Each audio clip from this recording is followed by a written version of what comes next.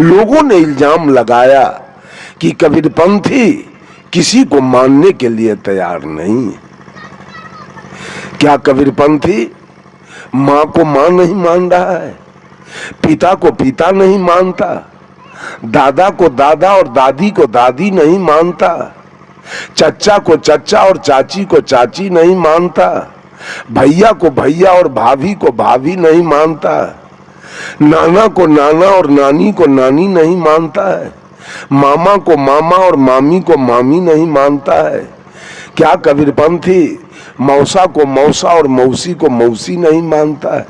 क्या कबीरपंथी धरती को धरती और आसमान को आसमान नहीं मानता है? क्या सूरज को सूरज, चंद्रमा को चंद्रमा, तारा को तारा नहीं मानता है? क्या हवा को हवा, पानी को पानी, आग को आग नहीं मानता है?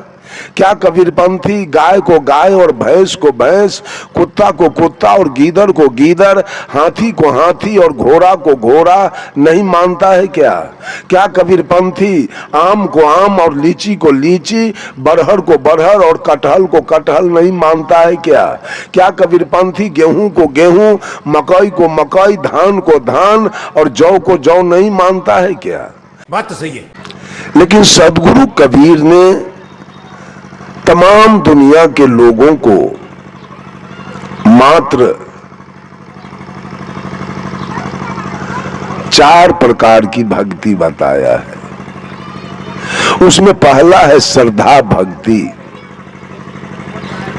दूसरा है प्रेमा भक्ति, तीसरा है करुणा भक्ति और चौथा है स्नेहा भक्ति। श्रद्धा हमारी कहां होनी चाहिए? अभी आप सुन रहे थे श्रद्धा आपकी लगी है पत्थर से। साहब कबीर ने कहा तीरथ में पानी है, तीरथ में पानी है, होबे न कछु नहाय देखा, और प्रतिमा केवल जड़ है, बोले नहीं बुलाए देखा। आपकी श्रद्धा कहां लगी है?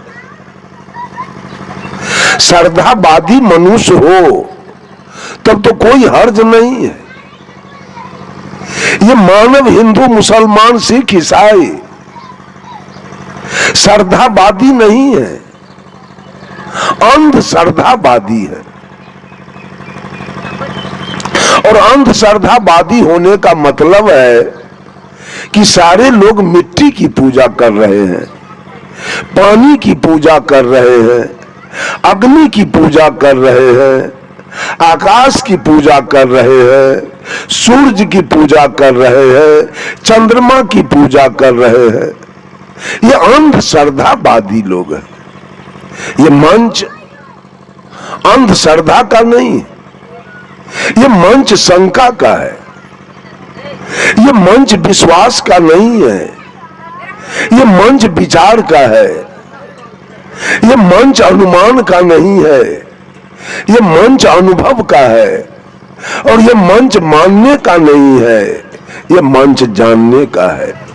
I keep 6 honest serving men, they taught me all I know. मैं कुछ नहीं जानता हूं और अपने पास 6 कर्तव्य परायण ईमानदार व्यक्ति को रखता हूं। जो कुछ भी मैंने सीखा है इन्होंने ही सिखाया है, और इनके नाम है their names are what, why, who, when, where and how. इनके नाम है क्या, कौन, कहां, क्यों, कब और कैसे। ये शंका आपके जीवन में आ जाए तो जीवन की गाड़ी है वो गंतव्य पर पहुंच जाएगी। लेकिन सारे लोग आद अंधश्रद्धावादी बन गए। लोगों ने इल्जाम लगाया कि कबीरपंथी किसी को मानने के लिए तैयार नहीं। क्या कबीरपंथी मां को मां नहीं मान रहा है, पिता को पिता नहीं मानता, दादा को दादा और दादी को दादी नहीं मानता, चच्चा को चच्चा और चाची को चाची नहीं मानता, भैया को भैया और भाभी को भाभी नहीं मानता, नाना को नाना और नानी को नानी नहीं मानता है? मामा को मामा और मामी को मामी नहीं मानता है। क्या कबीरपंथी मौसा को मौसा और मौसी को मौसी नहीं मानता है? क्या कबीरपंथी धरती को धरती और आसमान को आसमान नहीं मानता है? क्या सूरज को सूरज, चंद्रमा को चंद्रमा, तारा को तारा नहीं मानता है? क्या हवा को हवा, पानी को पानी, आग को आग नहीं मानता है? क्या कबीरपंथी गाय को गाय और भैंस को भैंस, कुत्ता को कुत्ता और गीदड़ को गीदड़, हाथी को हाथी और घोड़ा को घोड़ा नहीं मानता है? क्या कबीरपंथी आम को आम और लीची को लीची, बरहर को बरहर और कटहल को कटहल नहीं मानता है? क्या कबीरपंथी गेहूं को गेहूं, मकई को मकई, धान को धान और जौ को जौ नहीं मानता है? तो क्या कबीरपंथी आपके कहने से गोबर को भगवान माने? आपके कहने से मिट्टी को भगवान माने? आपके कहने से पानी को भगवान माने? आपके कहने से अग्नि को भगवान माने? और आपके कहने से सूरज को भगवान माने? आपके कहने से चंद्रमा को भगवान माने? यही मानना है क्या? ये मानना है क्या?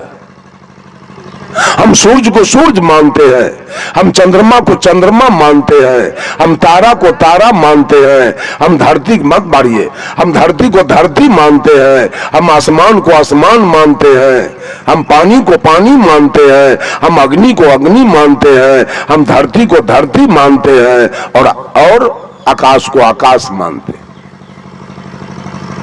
एक दिन की घटना है, पूज्य गुरुदेव आचार्य श्री धर्म स्वरूप साहब का कार्यक्रम पूर्णिया के इर्द गिर्द में 3 दिवसीय कार्यक्रम चल रहा था।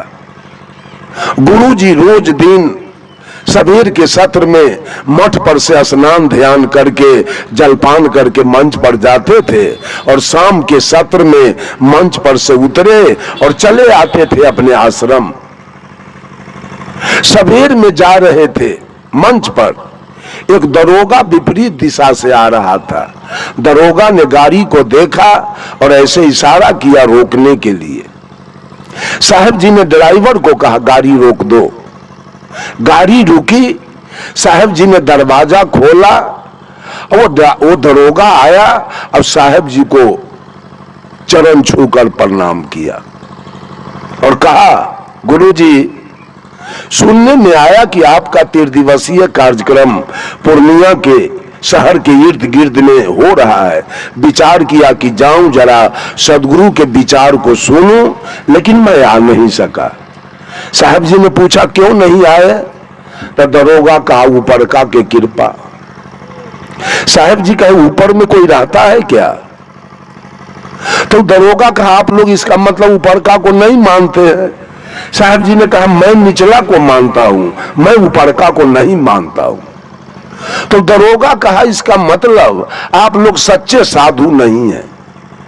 और वो रामायण का एक चौपाई बोल दिया, जब दरबहु दीन दयाल राघव साधु संगति पाइए। जब भगवान की कृपा होती है तो मानव को साधु की संगति मिलती है। इतने में साहेब जी की दृष्टि दरोगा के होठ पर गया और वो होठ में तंबाकू रखा था। साहब जी ने पूछा दरोगा जी ये होठ में तंबाकू है ऊपरका के कृपा से है कि निचला के कृपा से? कहा नहीं ये तो निचले के कृपा से। कहा मांस भी खाते हो? कहा सो तो हम दारू भी पीते हैं। तो बोलो मांस खाते हो ऊपरका के कृपा से कि अपना कृपा से? कहा नहीं तो अपना कृपा से खाते। दारू पीते हो ऊपरका के कृपा से कि अपना कृपा से? कहा नहीं भी अपने कृपा से।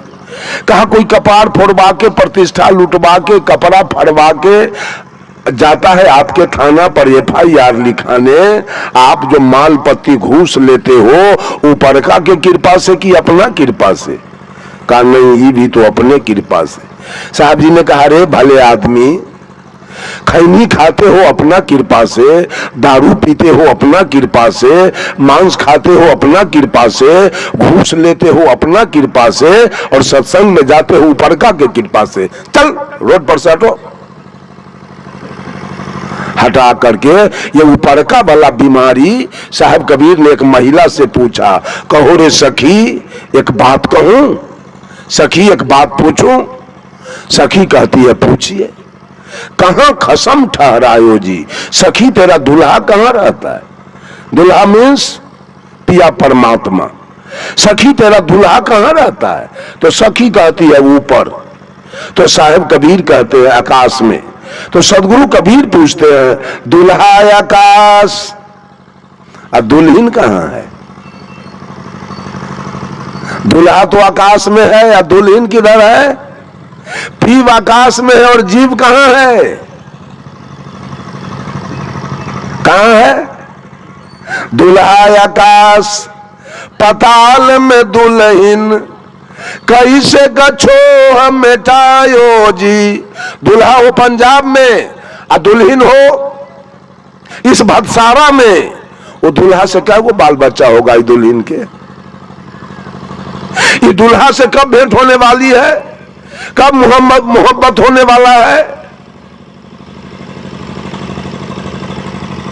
परोक्ष में दुल्हा बैठा है, परोक्ष में भगवान बैठा है। मैं तो पूछता हूं बोलने वाले से कि अगर तुम्हारा भगवान परोक्ष में बैठा है ऊपर में, तो 16वीं शताब्दी में मोहम्मद गजनी सोमनाथ के मंदिर पर चढ़ाई किया था और वहां के पंडा पुजारियों को वहां की जनता ने कहा पुजारी जी तैयार हो जाइए, मोहम्मद गजनी आ गया है। पंडा पुजारी ने क्या कहा? भगवान में इतना शक्ति है कि मोहम्मद गजनी से फरियाद लेगा।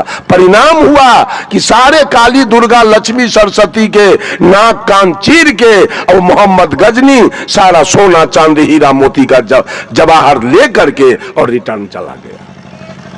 ऊपर का भगवान तमाशा देख रहे थे, परोक्ष में बैठे भगवान। 1392 ईस्वी में जब तैमूर लंग दिल्ली के लाल किला पर चढ़ाई किया, 92,000 सेना लेकर आया और 1 लाख हिंदू का सिर काट करके और तब लाल किला पर ईद का नमाज पढ़ा। उस समय ऊपर का कहां बैठा था? क्या कर रहा था ऊपर का?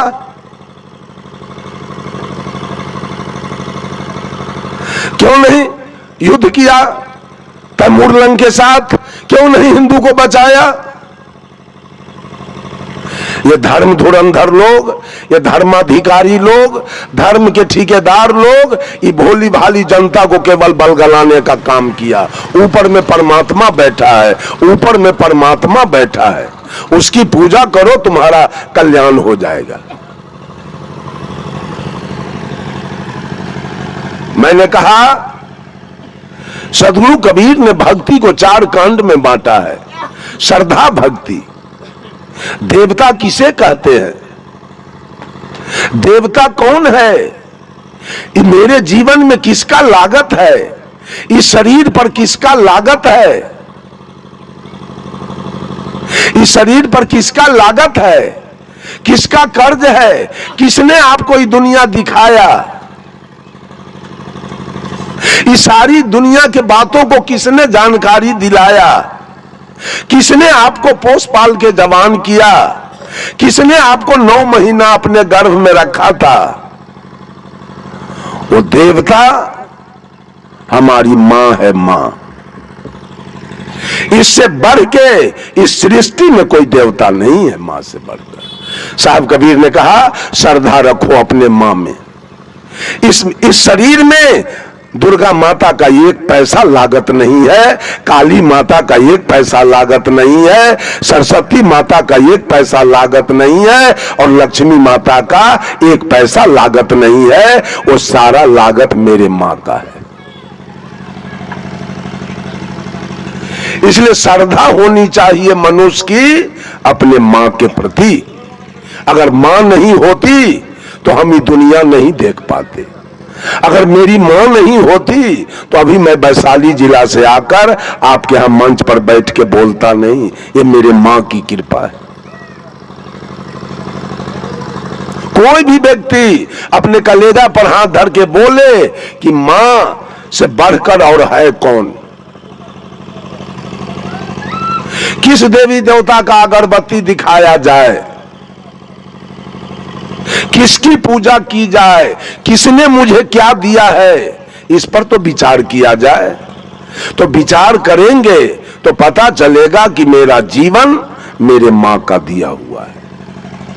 अगर मां नहीं होती तो बैजनाथ धाम जल लेके कौन जाता, जगन्नाथ धाम कौन जाता, केदारनाथ कौन जाता, बैजनाथ कौन जाता, अमरनाथ कौन जाता, गंगा कौन नहाता, कमला जमंगला कौन नहाता, अठजाम चौपहरा श्रीमद् भागवत कथा या सत्संग कौन करता, इंजीनियर डॉक्टर प्रोफेसर कलेक्टर कौन बनता, प्रधानमंत्री रेल मंत्री वित्त मंत्री रक्षा मंत्री विदेश मंत्री कौन बनता, मुख्यमंत्री कौन बनता, आईजी डीआईजी सीओ बीडीओ कौन बनता, ये सब का श्रेय कौन है? मां। सबका श्रेय मां है। अगर मां नहीं होती तो मैं नहीं होता।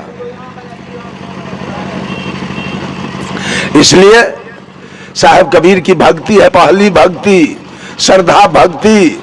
अपने मां में श्रद्धा रखो, मां की सेवा करो, मां की पूजा करो, ये तुम्हारी भक्ति पूरी हो जाएगी।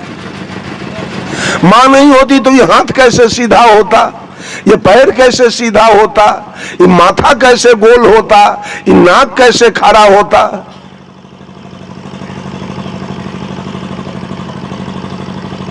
इतना बाहर बाहर भक्ति को गुरु लोग सबको दौड़ा रहे हैं, अपना खूर पुजाने की चर्चा खूब करते हैं कि गुरु के तरवा चाट के जियो, गुरु न हो तो तुम्हारा जीवन कल्याण नहीं होगा। गुरु कैसा होना चाहिए? गुरु कैसा होना चाहिए? बिल्कुल ईमानदार, जो सच्चा ज्ञान दे, उसका नाम सदगुरु है। और जो अगल बगल दिखावे, चमत्कार की बात केवल करे, झूठ केवल बोले, वही हमारा कल्याण कर देगा। चमत्कार दिखाने वाला। कबीर ने एक चमत्कार की बात पूरे जीवन में कभी नहीं किया, एक बात झूठ नहीं बोला। उन्होंने स्पष्ट कर दिया बीजक से, काहू के बच नहीं फूरे, काहू कारा माती, मान बराई ले रहे हिंदू तो रुक जाती। बात बोते आसमान की मुद्दत नियरानी, बहुत खुदी दिल राखते बूढ़े बिन पानी। कहे कबीर का सो कहूं सब जग अंधा, सांचे से भागी फिरे झूठे के बंदा। एक